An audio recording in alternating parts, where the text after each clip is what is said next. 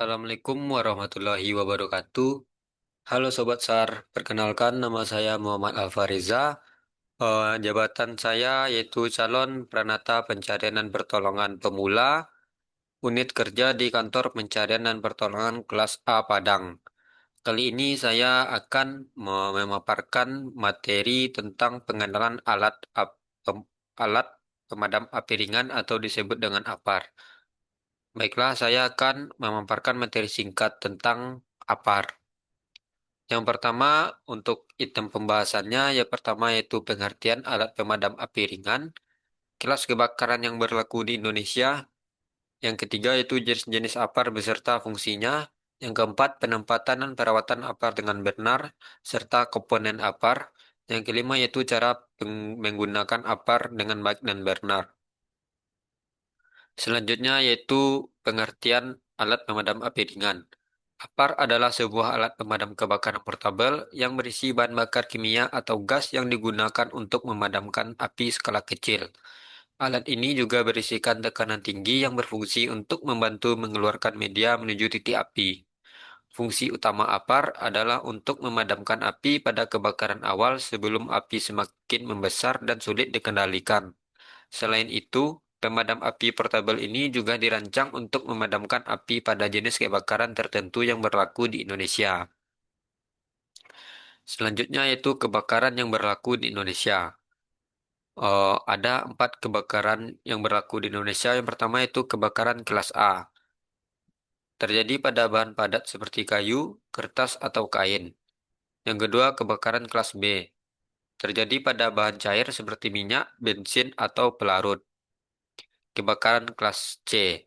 Terjadi pada bahan gas seperti LPG, liquefied petroleum gas, atau bahan kimia yang mudah terbakar.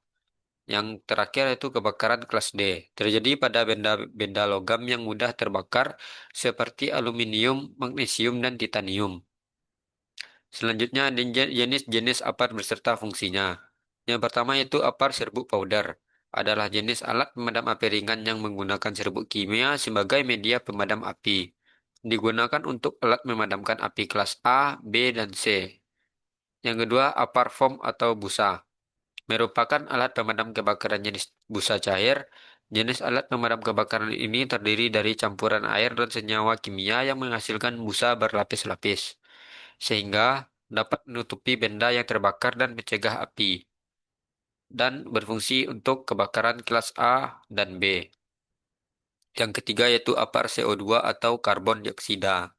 Adalah jenis alat pemadam api ringan yang menggunakan gas karbon dioksida atau CO2 sebagai media pemadamnya. Tabung pemadam kebakaran ini efektif digunakan untuk memadamkan api pada kebakaran kelas B dan C. Selanjutnya yaitu apar liquid gas. Merupakan salah satu jenis alat pemadam kebakaran yang menggunakan campuran bahan kimia berupa cairan dan gas sebagai media pemadamnya. Alat pemadam api portabel ini juga termasuk dalam kategori clean agent karena tidak meninggalkan residu setelah digunakan. Jadi, bisa dikatakan jika apar liquid gas juga efektif untuk mengatasi kebakaran kelas A, B, dan C. Selanjutnya itu penempatan apar dengan benar. Yang pertama, pastikan tabung ditempatkan pada tempat yang mudah diakses dan terlihat jelas oleh semua orang. Apar sebaiknya ditempatkan di dinding atau di tiang yang mudah terjangkau. Yang kedua, pastikan juga tidak terhalang oleh barang-barang atau benda-benda lain yang dapat menghambat akses menuju tabung pemadam api. Yang ketiga, letakkan tabung pemadam api pada tempat yang terhindar dari paparan sinar matahari langsung, cuaca lembab, atau debu. Yang keempat, pastikan apar ditempatkan di lokasi yang sesuai dengan jenis risiko kebakaran di tempat tersebut. Selanjutnya yaitu komponen apar. Selanjutnya itu perawatan apar dengan benar. Lakukan pengecekan rutin pada tabung untuk memastikan kondisi dan isi media pemadam dalam kondisi baik dan siap digunakan. Yang kedua, pastikan bahwa indikator tekanan pada tabung menunjukkan tekanan yang cukup dan tidak di bawah batas minimal. Yang ketiga, bersihkan apar secara rutin untuk menjaga kondisi fisiknya dan menghindari kotoran dan debu yang menempel.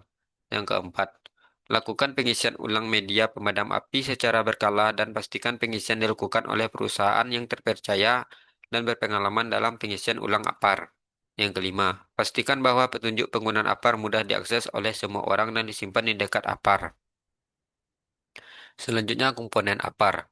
Yang pertama yaitu tabung, berfungsi sebagai wadah untuk menyimpan media pemadam api atau serbuk kimia kering dan gas pendorong. Yang kedua, media pemadam atau dry chemical powder, campuran dari amonium sulfat dan monoaminium fosfat. Media ini efektif untuk memadamkan berbagai jenis kebakaran, termasuk kelas A, B, dan C, dengan cara memisahkan bahan bakar dari oksigen dan mengganggu reaksi kimia pembakaran. Yang ketiga, selang atau hose, berfungsi untuk menyalurkan media pemadam dari tabung ke nozzle. Yang keempat, nozzle, mengarahkan media pemadam ke titik api. Nozzle pada apar powder dirancang khusus untuk penyebaran serbuk kimia yang efektif. Yang kelima yaitu handle, tuas yang digunakan untuk membuka katup tabung dan melepas media pemadam. Yang keenam yaitu pressure gauge, menunjukkan tekanan dalam tabung apar, penting untuk memastikan tekanan normal sebelum digunakan. Yang ketujuh yaitu safety pin, mengunci tuas apar agar tidak tertekan secara tidak sengaja. Selanjutnya yaitu cara menggunakan apar dengan baik dan benar. Kali ini saya merangkup materinya dengan menggunakan metode PAS, yaitu pull, aim, squeeze, dan sweep. Yang pertama itu pull atau tarik.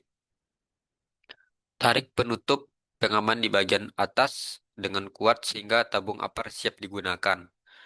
Yang kedua yaitu aim, arahkan. Arahkan ujung nozzle pemadam api ke titik api dengan tepat, jangan mengarahkannya ke api secara sembarangan. Yang ketiga itu squeeze atau tekan. Tekan atau peras tuas apar secara penuh untuk melepaskan media pemadam api ke titik api. Yang keempat yaitu sweep atau geser. Geser nozzle dari satu ke sisi lainnya secara perlahan sambil tetap memperhatikan titik api. Hal ini bertujuan untuk menyebar media pemadam api dengan efektif sehingga api padam dengan sempurna. Yang terakhir itu kesimpulan. Pastikan untuk mengikuti teknik PAS dengan benar sehingga apar dapat digunakan dengan efektif dan aman. Selain itu, penting juga untuk selalu memeriksa ketersediaan kelayakan tabung pemadam secara rutin, sehingga siap digunakan jika terjadi kebakaran seperti yang sudah dijelaskan sebelumnya. Terima kasih dari saya Muhammad Fareza. Baiklah, hanya itu yang dapat saya sampaikan tentang materi singkat dari eh, APAR. Baiklah, terima kasih. Saya ucapkan Assalamualaikum warahmatullahi wabarakatuh.